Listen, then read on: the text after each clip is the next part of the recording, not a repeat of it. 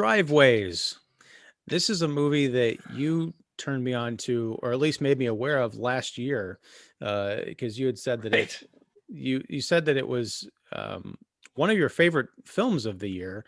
I don't know if it was your top favorite or not of 2020, but I know it was one of the, if not the final performance by Brian Dennehy. Is that correct?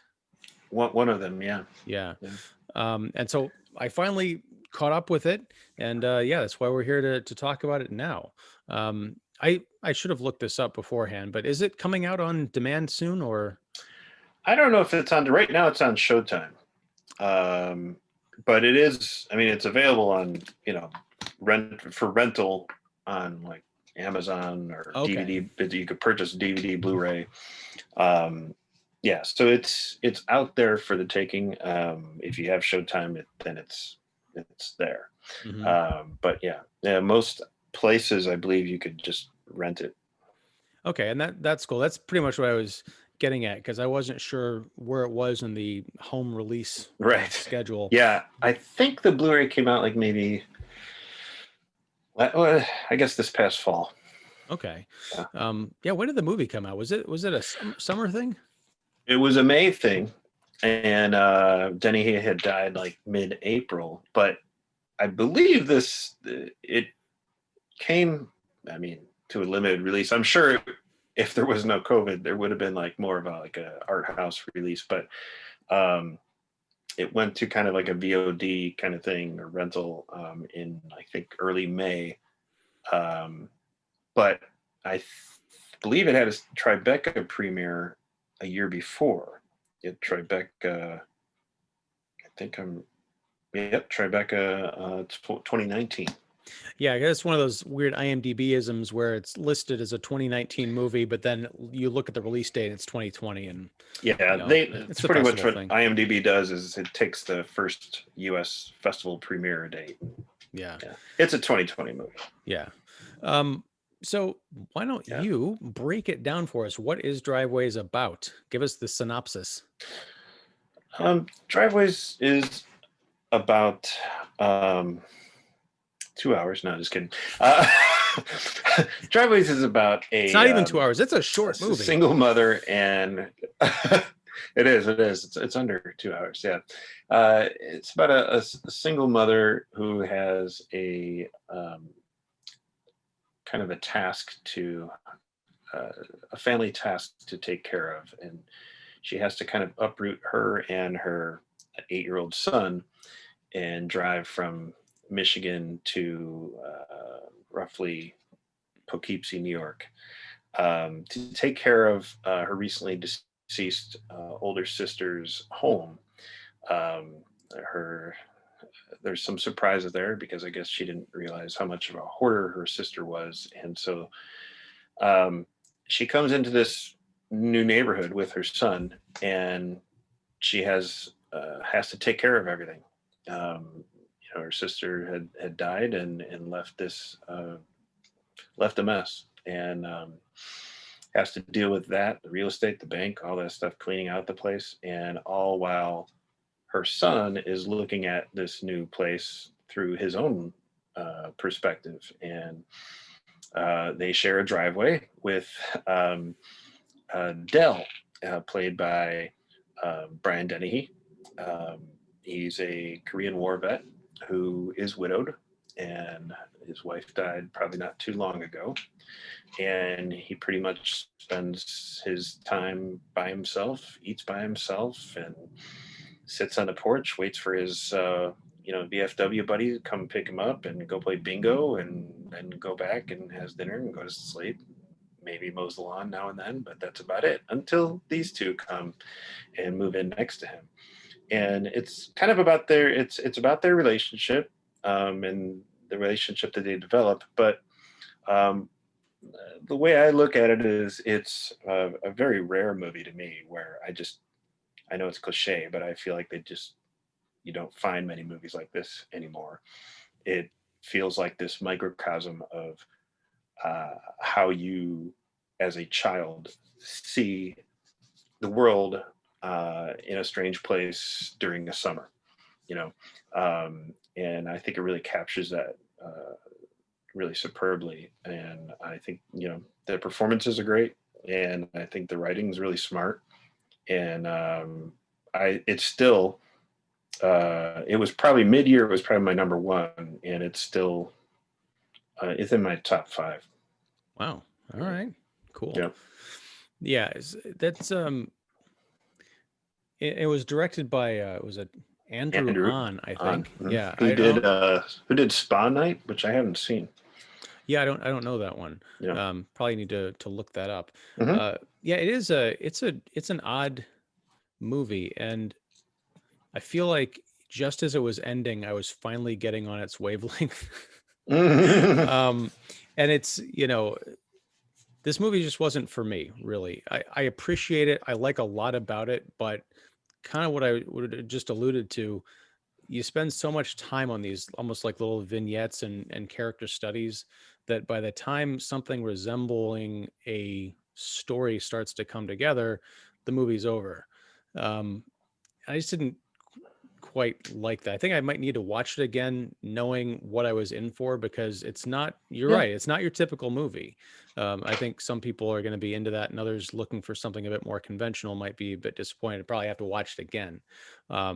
So yeah, I almost feel weird evaluating it on one watch. But I got to say, the thing I was most impressed with was this movie as a filmmaking exercise. Like from the one of the opening scenes is this mother son driving across country. They stop at a gas station so the kid can use the bathroom.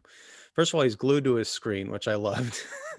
Yeah, yeah, he's It got his little yeah, and tablet. he goes into the bathroom, and then the door closes, and then it opens, and you see him shoving his hand out to hand the screen back to his mom. But Right, when right. he's in there, he's peeing, and you see that there's a graffiti on the wall, and it's out of focus because he's just like looking down, concentrating on his Hmm. business. And I'm sitting there wondering, what does that graffiti say? The moment the boy, Cody, looks up, the graffiti comes into focus and it's obscene. And he looks immediately back down because he's not supposed to Hmm. read that. And at that same moment, it goes back out of focus again, exactly putting us in the place of this young boy, which, to your point, I think is one of the points of this film, is to help us empathize with these characters and make us either live their experience or relive experiences we might have had. So yeah, I thought it was wonderful. The relationship with the Brian Dennehy character, it seemed like it took an awful lot of time to kind of become anything. And then we get a montage, and then we get Sure. a tremendous final speech at the end, when I don't want to spoil it because I think people are going to want to seek this out. But there's a closing speech on the porch between this old man Dell and this little kid Cody that I think is some of the most powerful stuff in the entire film. Hmm. And it's like, what would an entire narrative centered around these two characters really look like? And I don't think we get that. It's sort of how the movie is sold, like it's in a log line, but it's not really that. Most of the movie is about the boy and his mom. Yeah, I didn't mind that. You know, it's funny. There's a part of me. Maybe this is the Stephen King DNA. It reminded me of like the John Lithgow, Fred Gwynn character in Pet Cemetery. Of like the next door neighbor, the old man who's familiar with the neighborhood and everything. I'm like, this could take a turn here, but it's not that kind of movie. I'm surprised you went the But Lithgow route and not Fred Gwynn. Nobody references the new Pet Cemetery. Lithgow is one of the best parts of Yes, the new one. I All right, agree. so and also it kind of it's and I'll get to how the screenplay had an interesting life even before Andrew Hahn came to be involved in the project. But I, I at first, like when I first saw it, I was like, oh wow, this is really moving. And then I saw it again, and I'm like, so this is like a kinder, gentler Gran Torino. You know what? I was thinking You it's know, Gran Torino without the violence. Yeah. right, right, and with less of a focus, as you were mentioning, on the old grizzled vet, and who's not so grizzled here, the old grizzled vet and a young boy. um I really thought that the most challenging role is the mom, because I think she's got a lot. There's like a balance there. She's got a lot to do, as far as she could come across kind of like short, because she's got a lot going on, and she Hmm. could come across really harried, or and she's also has this sweet relationship with her son, but she's really, there's a lot of weight on her, because she's got a lot of responsibility right now all of a sudden, and plus she's trying to, you know, juggle a career that could get her to, or a job that could get her to a possible future career. So she's trying to Yep. juggle all this stuff, yet still be present and connecting with her son and cleaning out a junk of a house. Hmm. So it just feels like, I think Hong Chau really does a fine job kind of navigating that character, because at first um, you see her interaction with Dell, and it seems like she's like really quick with him, short with him, and defending her son. Like, he's not supposed to talk to strangers, and she's kind of like that with the nosy grandmother neighbor, Christine Ebersol. Hmm. Um, and but you kind of see her like almost like dialing it back a bit internally and saying, okay, maybe I shouldn't be so, aggressive, with people. And I kind of like that. I think she does a really good job about kind of internalizing these decisions the character's making. Um, and I think if if it was just this, if it was just her character driving to her sister's house and she wasn't a mother, I don't think it would be the same movie, because I think the boy is definitely the heart of the story. He's the glue, and we're seeing the story pretty much through his eyes, because we're going through his eyes. We're going to the situation with his mom. We're going to kind of like, who am I in this new place, and kind of like this curiosity about this old man who sits on a porch. And I found that the writing did a really good job about uh, kind of this. You mentioned that the whole thing with Adele and Cody was kind of took forever, and it was kind of this gradual thing. And I think that it seemed very realistic to me that both of them would take their time, and because in that way, I think it also seems like the movie takes place for a whole summer, right? That you know they didn't connect in one weekend. It was just this: we're going to take as long as we need to take to clean up this house, and along the way, this boy who, even though he is kind of shy, he is kind of surprisingly outgoing, and maybe that's his curiosity. He's very outgoing with this neighbor of his, and I can really relate to it, because I think like there's something about being a young boy, at least for me, and I remember being very curious about my grandparents and people their age, and feeling like I felt more comfortable hanging out with them than I would a lot of times my own peers. Um, Maybe just because there wasn't antagonization, and there wasn't this pressure of being a certain way, as we see with some of the neighbor kids who are just wrestling dolts.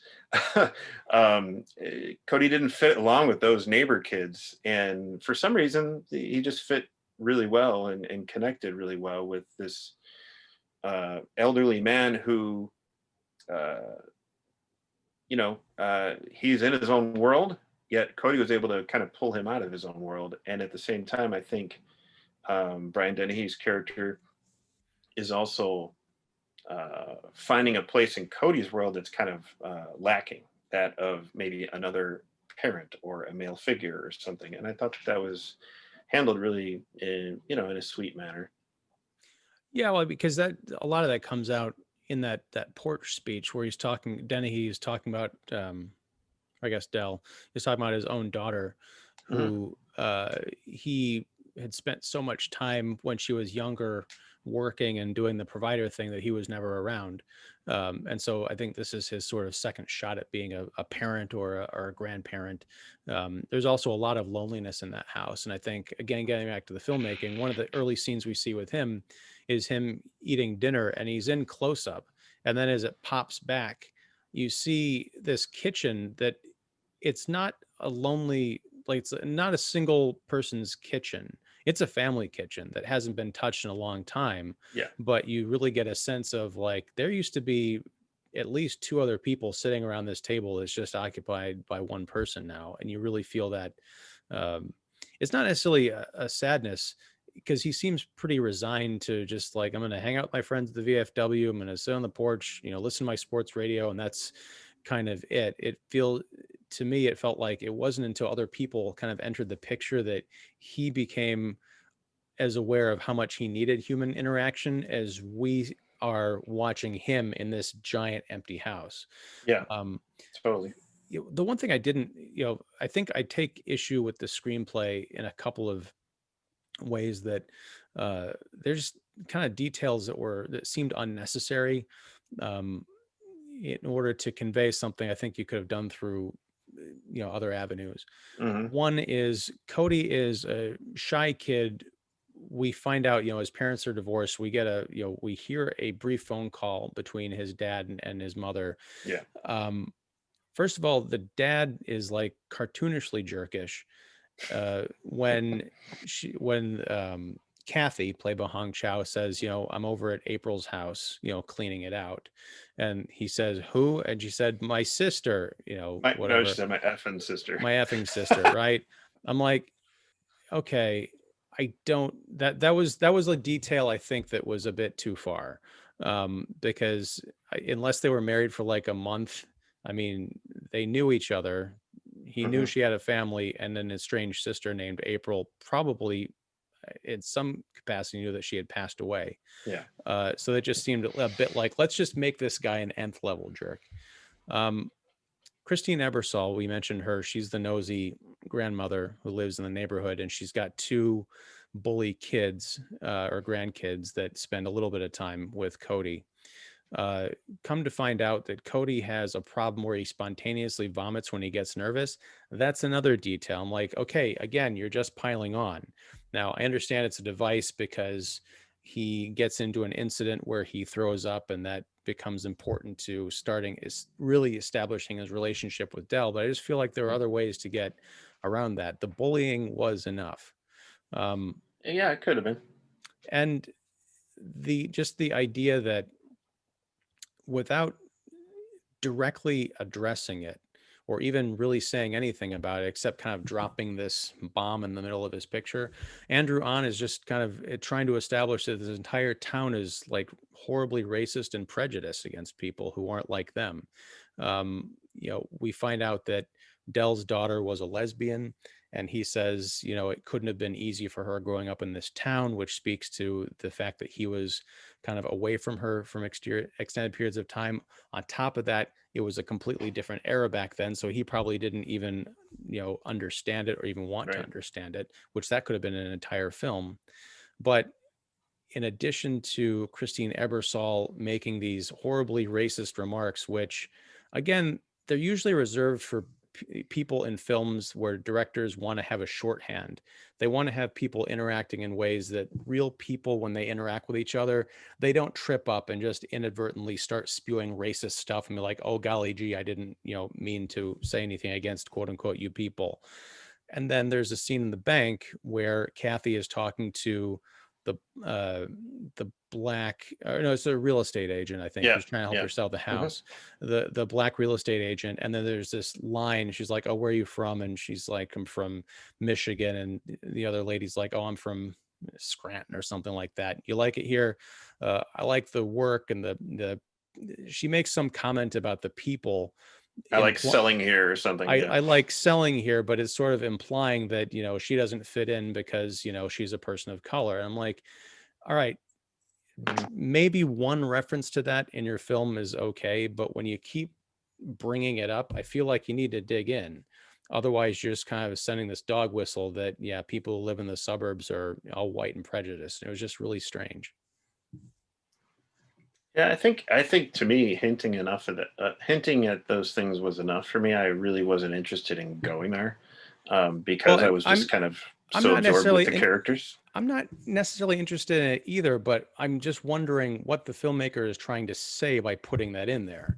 I think there's a, especially with that scene with the real estate agent, is I think that there's this rapport that's being built there, and it's something that Kathy can relate to, and not being white.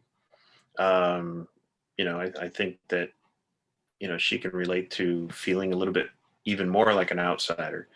Um, and by talking to this African American real estate agent, um, and there's this friendship that develops that we don't overtly see over time, but she just turns out to be helpful and a friendly real estate agent. And I think that it probably started out because it's like, you know, subtly she just kind of indicates like, I feel a little out of place here. What's it like for you? Um, that's to me what I picked up on that. Um, you know, as for the whole Cody's father interaction thing on the phone, I mean, I'm kind of glad it is what it was, just because um, it seems like that whole like there was a lot more going on there, and just by her, like that's where her shortness really came out. Like she was just like, I don't want to talk to this guy. I'm done. He doesn't even know what's going on in my life, and I don't really care to tell him. So it just seemed like there was something definitely going on with that, and it just kind of almost put this extra weight on what she was dealing with. And I think to kind of counterbalance that, there's that moment where she is probably just so overwhelmed and maybe even needing a connection herself, where she just leaves kind of like a note on the front porch for Cody after they've gone to sleep, and she just wanted to get out and have some of her own kind of connection. So she goes to a bar, has a drink, interacts with a few locals, and then goes back home. And so I think like it is showing like almost like this past personal life that she had that she doesn't want to deal with, and doesn't have time for it, and it's a bad relationship. um, and Yeah, then there's this other thing of like, I still want to go out and be an adult and not deal with everything.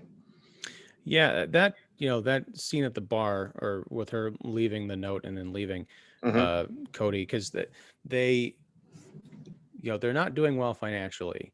Um, they stay in a motel for the first several nights that they're in town, but then when they realize it's going to be a big project to clean out this house, And they they can't can't afford afford the it, hotel anymore. Yeah. so they clear out a space in the screened in porch and kind of set up camp there. um, the bit where Kathy leaves to go out to a bar while Cody is sleeping there, that was my Manchester by the Sea moment, where I really jumped off board with her, because it was not that long before the timeline, as you mentioned, is kind of fuzzy on this movie. How much is a day? How much is, Right. several Yeah. weeks later? But not too long before this scene, there was an incident where the two bully kids from the neighborhood had Hmm. set off fireworks in the middle of the night and terrorized Cody. So the Hmm. idea that I honestly, I don't care what she's dealing with or how much she wants to go and have a night on the town. She needs to figure out, like, maybe I can ask Dell if, Cody can sleep over, if he can come watch him or Hmm. something while I go and have a night out with the girls. Cause she leaves a note. I was terrified that she was going to come back and he was going to be like sitting there, like rocking, like, where did you go? Where, that kind of thing. But she was just really fortunate that when she came back, she just kind of took the note down, like, guess I didn't need this after all. I like Kathy as a character. Hmm. But I really did have to dig a little and kind of sit with her for a while. I liked her interaction with the neighborhood kids. I think that really kind of opened her up. Yeah, those other two kids. Yeah. Right, but there's a lot of abrasiveness, a lot of, selfishness, which I guess she has to snatch up because she's got so much else going on. But there seemed to be and I get the feeling that she's a younger mother. She's not like 20, but she just seemed like someone who is kind of an immature person having to deal with very mature things in a world that she still is trying to figure out, which is a relatable story, but it's not necessarily the most sympathetic character. I totally honed in on Cody for this movie, because if I was asked to care about Kathy in any significant way, like you're saying, if this was just about her, like this character driving across country to see her sister, I would have checked out way earlier. Yeah, I didn't really pick up on a whole lot of immaturity. I guess I just picked up on kind of like this, like I mentioned, this weight about this character, almost like an exhaustion and just a lot to juggle. Well, we talked about the immaturity a bit ago when you're talking about her reaction to Brian Dennehy talking to her son. She goes up to, Cody comes to her in the backyard and Mhm. mentions that this guy on the porch had said something uh, to him. And instead of asking him, well, what did he say? Was he nice? Mhm. Whatever. She storms to the front yard and starts accosting this guy on the porch and like, did you talk to my son? Because he's not supposed to talk to strangers. So then Yeah. then we talk about the real estate agent Mhm. instead of, because the real estate agent's like, yeah, I think we can get the house in the market. We just need to do a walkthrough. And instead of saying the mature adult thing, like, well, my sister was a hoarder, so we need time to clean it up, or I really am not in a position to have people come to the house. She just has the real estate agent come to the house and do the walkthrough. I think that was more just a manipulation on the filmmaker's part so that we could have that look of horror as we finally get to see a different perspective on this situation, which is fine, It but worked for me. but it's, again, it just felt like a manipulation. On top of that, this real estate person has been doing this for a long time. I feel like somehow this is supposed to be the first time she's ever encountered a hoarding situation, which hoarding is a common thing. So again, the authenticity of the film is all over. I mean, it's everywhere. And it's these moments where it feels more like a movie in order to get certain points across artificially rather than naturally within the context of the story. That kind of rubbed me the wrong way. Yeah, maybe. I mean, I could see it that way, I guess. I think that her having the real estate lady come over and see this is an outsider for the first time coming in and seeing it. I mean, before it was just you, the viewer, Cody, and Kathy seeing all that they have to deal with and the mess and the cat carcass in the bathtub. That was Um, a really shocking moment. Yeah. yeah, yeah, that was really well filmed too. Just the boy just kind of totally. Eesh. And and Um, and Kathy's reaction too. She, yeah, she freaked out as well, yeah. but not like, cartoonishly so, but that was, some real stuff Yeah, going I on mean, there. I'm glad they didn't make that like a funny moment because it's just sad, Yeah. and it really just shows how far gone her sister was. I'm sure she was dealing with. I think she was. The neighbor hinted at like, or somebody in the film. I think one of the stupid boys hinted at was like, your aunt was so fat or something like that.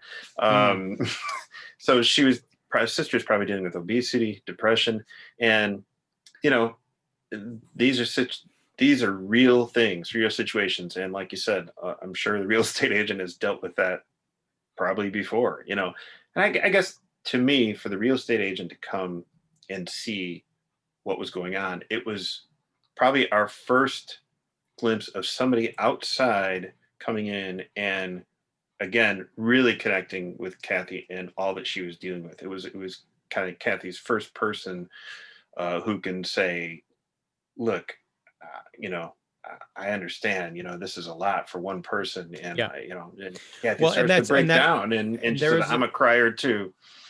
there is a great, and that you I'm glad you mentioned that line because after she takes a couple of breaths, upon seeing this house, she said, this is a lot for one person. And Kathy said, yeah, my sister collected a lot of stuff. And she's like, no, this is a lot for, it For says, for you. one This is a person or lot for for you. And this is a lot for you. yeah, to Yeah. take on. To take on. That's a wonderful moment. The It was thing is, great. I really like the relationship that, the brief glimpse that we get of it that Yeah. develops there. It's just the whole setup of getting to the house, I just felt was a little bit off. I'm like, one line of dialogue, one little reworking, and that entire thing would have felt, You, genuine. you wanted Kathy to say something like, okay, but I'm warning you, it's a mess or something, Or just Um, say, my sister was a hoarder or something, or, have the real estate agent say, you know, I've got experience. You'd be surprised how many people, I've seen a lot of yeah. really, bad houses, that kind of a thing. And I that's think a different that kind story. of That's a different prep, movie and I think everything. that kind of, yeah. Yeah. I mean, I think that kind of prep would almost kind of cheat us out of that moment of, the real estate agent seeing everything and then really having empathy for Kathy. I don't think it would have been as impacting, at least not for me, to have Kathy prep her in that way and just because I think there was almost like probably a certain amount of embarrassment, and Yeah. then and then well, I guess she's just used to this, so I guess she'll come over. But I think the great end of that is this breakdown that Kathy has, and she was just like, I just didn't know my sister lived this way. Yeah. And And I really like that. And I think that it would have, I feel like it would have defeated that impact if she would have had that prep. not if it was well written. I mean, because you can Yeah. watch, there are TV series, devoted to hoarding. And Oh, I've yeah. I've I've watched some of them, and what is great to see is the people who do these shows. Now, whether or not they're putting on an act or what, they're at least convincing enough that when they walk into these homes, there is not necessarily, because in some cases where there's like roaches falling out of the ceiling or something, you'll get like a surprise Yeah. reaction, but usually there is a mixture of sadness, instant empathy, and just a curiosity about like how could someone get to this state. Hmm. So you could have infused that into this realtor character and had it be realistic and just as impactful. I understand what you're saying. If you had had Kathy prep it, you wouldn't have had this moment of shock. I'm saying you could have had something as emotionally impactful and honest as that shock, without having to go the sort of the cheap route of like, I'm like, yeah, I don't buy this at Yeah. all. I mean, yeah. Okay.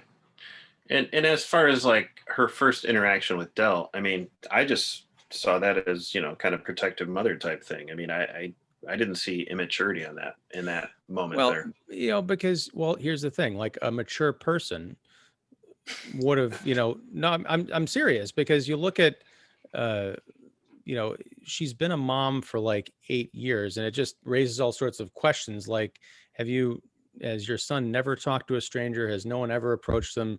Anytime there's some kind of a new interaction, do you go all tiger mom and start like accosting people? She might, which would explain a lot about her personality. But I'm saying, if someone, you just moved into a place, the person living next door is sitting on their porch, you don't have any right to go and yell at them. They might just, an old guy saying hi to your kid. There's no reason to assume they're automatically a pedophile or something. You could just go and introduce yourself and say, "Oh, hi, I see you've met Cody," or I agree "Hey, with you. did you meet my sister?" So when I'm talking about immaturity, I'm Yeah. saying a, again, I'm trying to understand these people. I'm trying to get in their heads, because we only have Hmm. an hour and 20 minutes with them, and it takes place over the course of the summer. So the shorthand I'm getting is not endearing me to these folks. Yeah, I mean, I agree with what you're saying. I get that. I think that it hinted at and kind of indicated to me that maybe in the past her son wasn't treated really well by other people. I just get that. It's like in her mind, here's some strange white guy spraying water on my kid because he doesn't look like him or whatever. I don't know. Yeah, Uh, but again, is race the first thing that pops into her head? I mean, that's what this movie wants me to believe, and I don't necessarily know that I buy it, yeah, I because that mean, is a weird racist point of view, to assume that anytime people of different races have any kind of interaction, the first priority in that interaction is race. I guess what I'm saying it is I kind of maybe thought that there was an indication of racism in the past on their end, just what they've experienced in the past. And maybe she was projecting and, she was obviously wrong to respond that way. But, What if you she know, hadn't been? That would have been That That would would have be an been entirely terrible. different movie. It's an outtake with Brian Dennehy totally hosing this kid down. It's terrible. You see uh, what my hat says? No. oh But boy, no, and I guess that's one of the things that I really liked about this movie is, sure, are there moments where it felt like a movie? Yeah, and I didn't mind that. But I'm glad it didn't feel like that kind of movie. yeah, Grizzled racist war vet. I mean, totally, this could have been like a family version of Gran Torino, and I'm like, I do not want to see, get off my lawn type thing Brian from Dennehy Brian going. Denny. I know, it's like no, or gangs in the area. That would be terrible. It's just like I don't want that, and that's why I just felt like the focus just seemed like very much about characters, and it almost the whole environment almost felt uh like a from some different time, you know and maybe that's just because we don't see, at least to me, you don't see those types of neighborhoods that much on in film, um where it seems like a lot of the people who live there had been living there for quite a while. um I really also appreciated the um, the casting and the characters of Dell's peers, his war The buddies. vets, yeah. Yeah, I really like that. I liked how they were portrayed. You could maybe say that that whole supermarket thing was a bit of a, I don't know, maybe a subplot you didn't need, but I really liked it just because I think that maybe subtly, maybe not so subtly, there's also this theme of aging in the movie. Mm-hmm. And I like how it's handled. I don't feel like it's really shoehorned in because we are spending time with these characters, and that's bound to come up, is how these old buddies are functioning in life, how they're getting along, how they're getting on. And I felt like they felt like very real and lived in characters, especially Jerry Adler's Roger, and that's who Dennehy shares this scene with in the supermarket, where he's the two buddies are shopping in the supermarket, and he Roger says he's got to go pee, and then next thing you know, Dell's just kind of waiting in the supermarket. Where'd he go? And we see Roger kind of alone in the parking lot, not knowing where he is or why. Um, and so obviously that's playing on dementia and everything, but it wasn't really surprising to me because I'm like, well, of course. I mean, what's the likeliness of out of those four war buddies that one of them is kind of mentally kind of fading.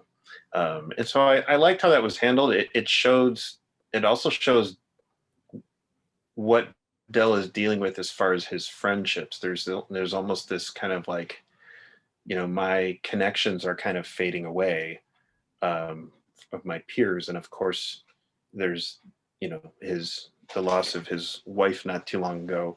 It almost kind of, Roger's dementia almost kind of reinforces Dell's loneliness in a way. Yes, Dell's very helpful, and he gets him back into the supermarket. And he's very patient with him, just like he's patient with Cody. But to me, it was almost like it kind of adds to this sadness, this kind of loneliness. Yes, he's content where he's at, but some of those dinner shots are pretty sad.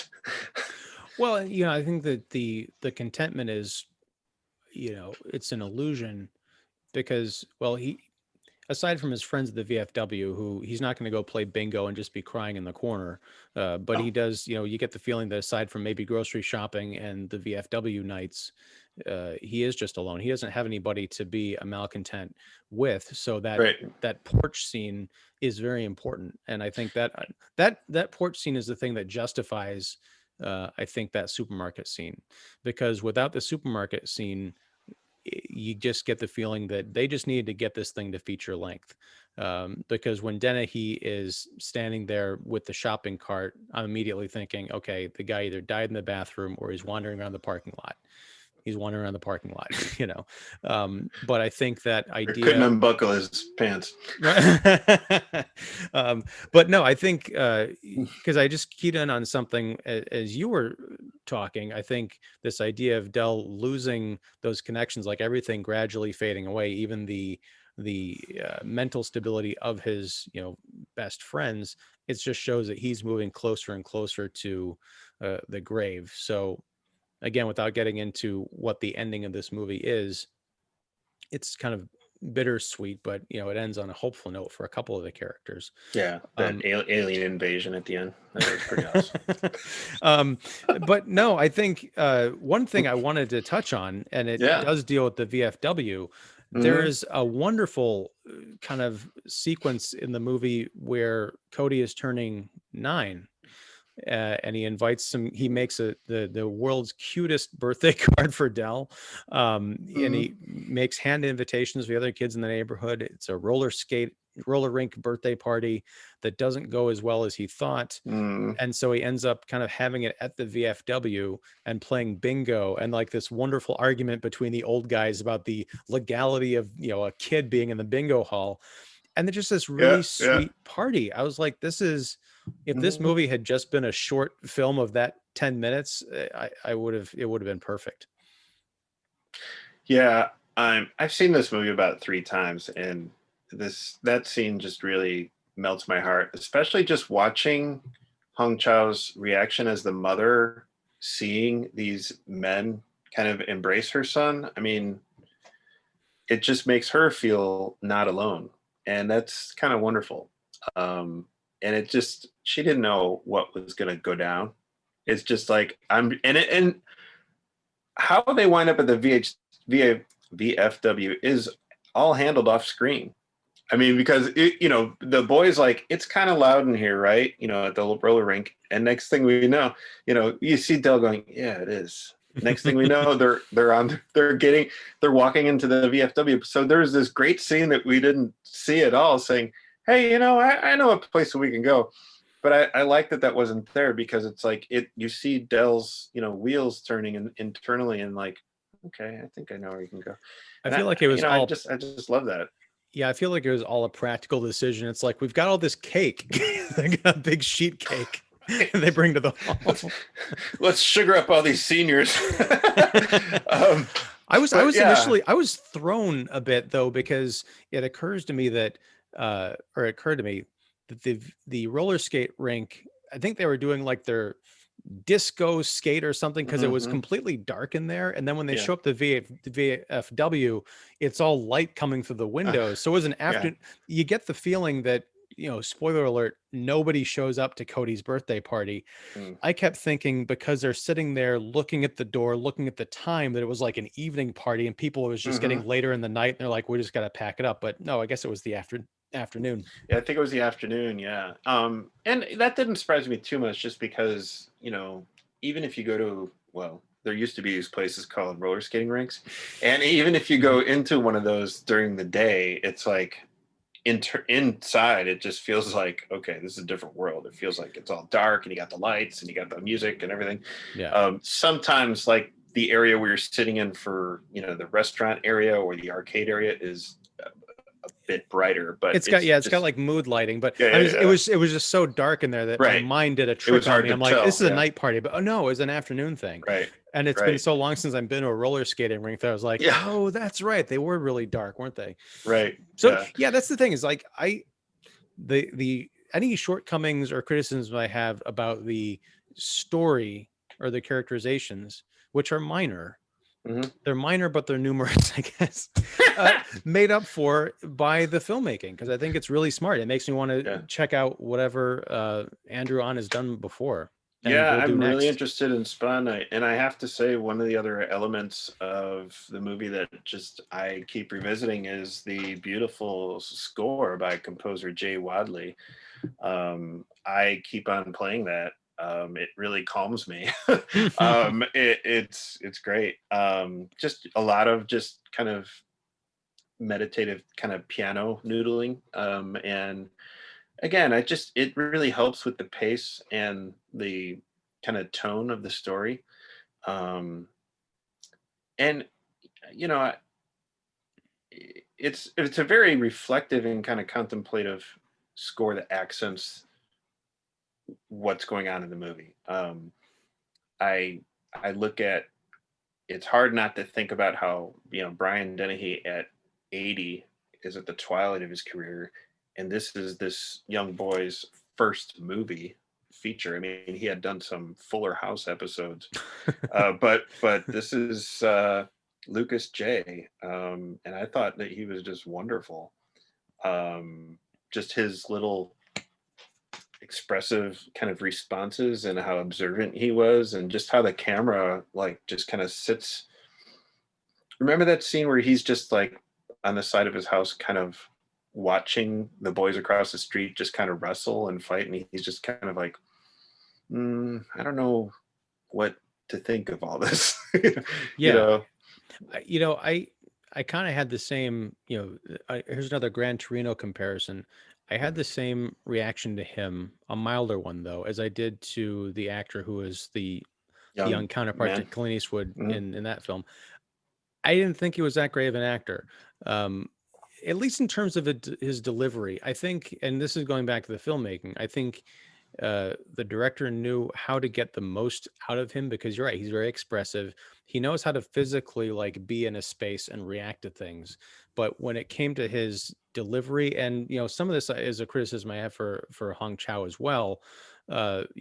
Some of their line delivery, I thought this is a little bit. It's his first movie. I don't know what she's done, but it still felt very early acting to me. And I'm eager to see what they do, coming up. And, it's unfair to, say someone's a bad actor, first time out of the gate or Mhm. younger in their career, because there's definitely room to grow.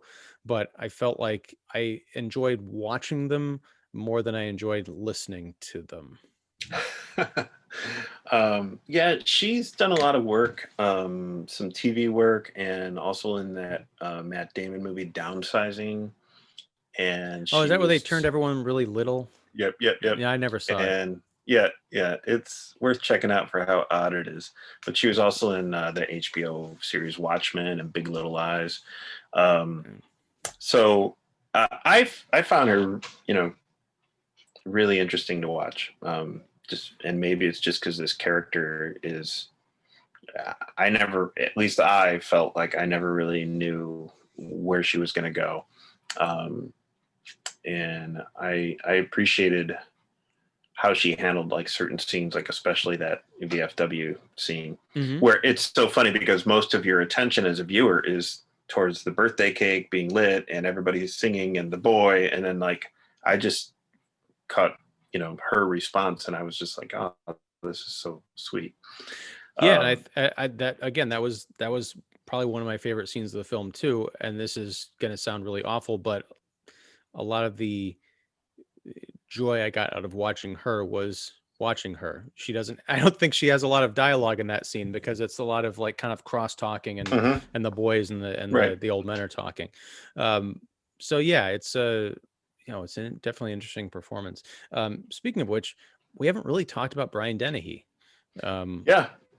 it's it's a weird thing to say, because he's really strong in this movie, but I felt a mixture of I'm watching a really great actor kind of in the process of saying goodbye, because as much as I thought I was watching a great actor on screen, I felt like I was watching a really old man trying to, doing what he does, but he doesn't have all of the faculties of, the Brian Dennehy from 20 years ago, which, it's a natural thing. Nobody would It's at that stage. uh I would say he didn't have the physical faculties, but I think like internally he was all there. And considering what I've read about how he was on set and how he made himself really available, and was very generous and had this great connection to the young actor.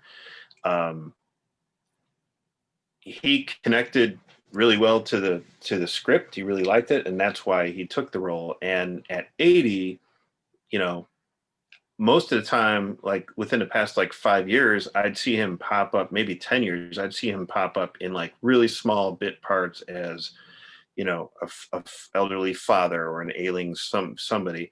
But this is one of those movies, or at least this movie actually showed a lot more of him than I was used to seeing in recent years. And that's where, like what you said, it really it really kind of shook me in a way, just to see how this isn't the big burly Brian Dennehy from Silverado and First Blood. This is where he's at right now. And I appreciated, just seeing that, and seeing like how a lot of times he walked with a hunch, kind of, and it was hard. You could see it was hard for him to, when Cody runs off up a hill, I'm like, okay, Brian Dennehy goes after him, but that could have been 20 minutes, because it's not like, Brian Dennehy went running after him, but it's like, you could tell that there was some limited, range of motion there. And I appreciated seeing that. Well, I think that's sort of what I'm getting at, is that this is Raul Julia's last movie was as M. Bison in the Street Fighter film, Yeah. right? Yeah. And he's playing the big boss in a video game movie, and he just was so sick and frail at the time that the giant M. Bison collar like swung out in an orbit around his neck. I'm glad that Yeah. Brian Dennehy wasn't playing a heavy in Yeah. his final role. This is the perfect role for him, but it's also, I think, because he's, just kind of settling into being this, old man. I don't know how, well he was when he made the movie, or how energetic he was, but this seemed to be about the right pace. So Yeah. as I'm watching it, I'm like, how much of this is acting versus how much of this is him sort of like playing a part that is very much in the skin that he's in. Yeah. And, like you mentioned, the whole gradual bond between the boy and Dennehy's character, it, it almost parallels how slow moving he is, right? And so it would make sense that like you start to slowly see him reaching out to, this family that just moved in next to him. Like they had no power in their house, so he hooked up all these long extension cords from his power to theirs. And there's that great scene, you mentioned that birthday card, and there's that great scene with this kind of a wide shot where you're showing the driveway and the two houses, and Cody comes out, and of course Dell's sitting on the porch, and he's like, hey, you got your birthday card, I'm coming if you need any added security, I know how to take care of things, or something. I just thought that was just so sweet. Yeah. And that, like, look, that was the big confirmation that was pretty much the only confirmation that the kid got of somebody actually attending his party. I mean, because the other two kids, like he ran the invitations up the hill to those two kids, and you're like, okay, thanks. And they didn't even get a yes or a no. And that's how kids are, right? Yeah. But I think like it almost made it seem like it was a big deal for him to be invited, and Dell knew that it was a big deal for the boy to hear him say, I'm coming. And, that was just a sweet moment too. Yeah. Yeah. It's overall, it's a very sweet movie. Yeah. I don't have anything else to say about it, I don't think. Do you? Do you? I think I honestly didn't know how long this conversation was going to go, but we got into it, man. We paved the driveway.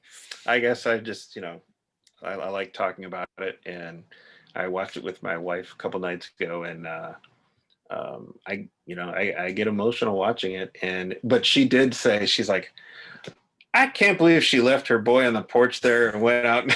I'm like, hey, look, I could relate to that. Okay. She's like, you wouldn't have. I'm like, no, Nice save. But I, not that I wasn't thinking it. I'm like, I gotta get out of here and go get a drink. Yeah. But yeah, I really interested in seeing what else this Andrew An is directing next. I know that his last movie, Spa Night, is something that he wrote as well. And I was listening to an interview with him, and he was saying that I was excited to make another movie after Spa Night, but I was also kind of exhausted. So I wanted to see what I could do with somebody else's screenplay. Mm. And I think this is the first screenplay from, I think, these two writers from a theater background, Hannah Boss and Paul Thureen. Um, and I know you had some issues with the screenplay, but I really appreciate it, and I'd be very interested to see where else these guys go too. And you say it's a first time effort. Yeah, I mean that's. I think first theatrical. I think they've done some TV work. Yeah. Well, yeah. Now I'm thinking about it, I'm like, I wonder what this would be like as a play. I can almost see like I imagine the set right now where you've got the driveway in between the screened in porch and the front porch. Yeah. And one has got the spotlight on it while the kid and Dell are talking, and then that goes dark to have the scenes with the mom. Now I want to see Driveways the play. The play, and then you see this like upstairs area where the bathroom is with the cat, and then like the whole stage turns and it's the VFW, and half of it's the VFW and half of it's the roller skating rink. Oh man, we're getting all excited. Yeah. Coming to the Steppenwolf Theater in 2025. It is kind of interesting. I think you and I talked about around the time Dennehy died. I think we probably, whatever we were recording at the time, we did, I think, stop and talk about him as an actor and what he, I read somewhere from the director, Andrew An, that just having him on the set, like when we weren't shooting or when it was a rain day, he just stayed on there, and he would sit on the front porch and eat like all these butterscotches that were like set designs. So it was supposed, and he would just go through them all, but he would also just like share all these stories about all these different roles that he had and what they were, stories from the movies he made. And I could imagine just eating all that up. I mean, that would be great. Well, you know why he was hanging around set is because his friend kept forgetting to pick him up. That's right. In joke for the movie, everybody. Go check it out. That's right. Yeah. But yeah, I'm glad I talked to you about this because it's definitely inspired me to go back and give this another watch. I'm gonna give it some time, but yeah, I think there's a lot more to it than my initial expectations allowed me to see. So yeah, I appreciate that. Thank you. Yeah, and honestly, I mean, I this is a movie that I would, once I can get her off her binge watching of Criminal Minds, I would love to have my daughter sit and watch this. There's some kind of TikTok teen thing happening with Criminal Minds that I just don't get. But anyway, is it a storyline or like a Criminal Minds tie-in with TikTok? I don't know. It's like Criminal Minds is somehow popping up on TikTok, and then all these teen girls are watching Criminal Minds. They're binging it now, and it's just like, oh, wonderful. But I know that I am at the point where this is the kind of movie that if I saw it at, say, early teens, this is the kind of movie that would help me help me see what more movies can offer. Like if I saw it at that age. Yeah. And I remember movies like that when the movies like this that I saw like around that age, it would open me up from like, oh, wow, this is what else movies can be like. And so I'm hoping to turn around to this at some point. Definitely. Well, let me know how that goes, and keep an eye on that TikTok thing. That sounds suspicious. Sheesh. Yeah. Kids, you gotta love them. But all right, man. Well, we will be talking again very soon about something decidedly different. Perhaps even I was thinking, Andrew An said he wanted to do something different. I feel like maybe you should talk to Chloe Zhao. I was thinking, is he going to be doing a Marvel Comics movie at some point or DC? Because that seems to be that's very different. Yeah. Well, and where they're getting all this talent from, picking them up from the indies. So yeah. But all right. Well, we shall see. And we'll talk more cool stuff later. Thank you very much. And yes, sir. Yeah, take it easy. See you very soon.